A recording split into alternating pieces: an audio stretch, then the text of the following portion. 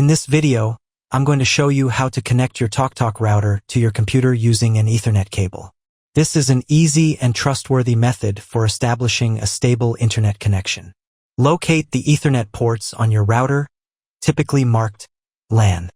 You'll usually find these on the back, and there are often 2 to 4 ports available for connecting various devices. Next, plug one end of an Ethernet cable into the LAN port on your router. Connect the other end of the Ethernet cable to your computer's port, typically found on the side of laptops or at the back of desktop computers. Your computer should recognize the connection automatically. If it's not working, make sure your router is powered on and configured properly.